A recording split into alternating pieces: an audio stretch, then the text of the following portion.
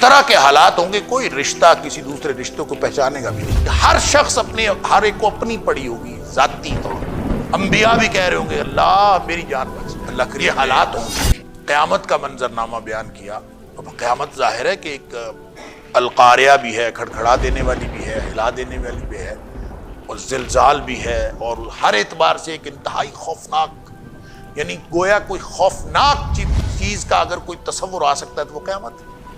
اور سب سے زیادہ خوفناک اللہ اکبر, جس کے بارے میں فرمایا یوم یفر المرء من اخیہ وامہ وابیہ وصاحبتہ وبنیہ لکل امرئ منہم یومئذ شأن یغنیہ.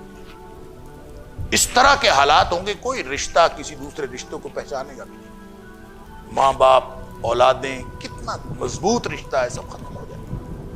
لوگ اپنے رشتوں کو لِكُلِّ امْرٍ مِّنْهُمْ يَوْمَئِذٍ شَأْنٌ يُغْنِيهِ. ہر شخص ہر ایک کو اپنی پڑی ہوگی ذاتی طور, جس کو نبی کریم صلی اللہ علیہ وسلم نے فرمایا لوگ رب نفسی کہہ رہے ہیں.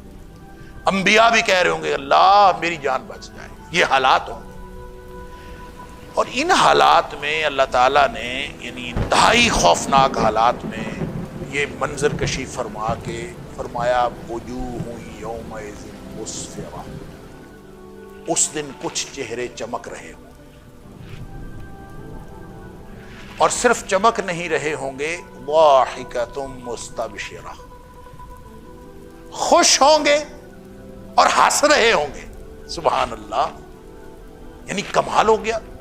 حالات اس قدر خوفناک ہیں کہ ہر ایک کو اپنی پڑی ہوئی ہے, لیکن اہل ایمان کی صورت کیا ہے کہ وہ تو چہرے وہ تو چمک رہے ہوں گے, خوش ہوں گے, ضاحکہ ہنس رہے ہوں گے, مستبشرہ, اور جیسے خوشگوار چہروں کے ساتھ آپس میں خوشگپیاں ہو رہی ہوں گی. ان کو گویا وہ جو مشکل ترین اور خوفناک ترین مرحلہ ہے اہل ایمان کے لیے مشکل نہیں.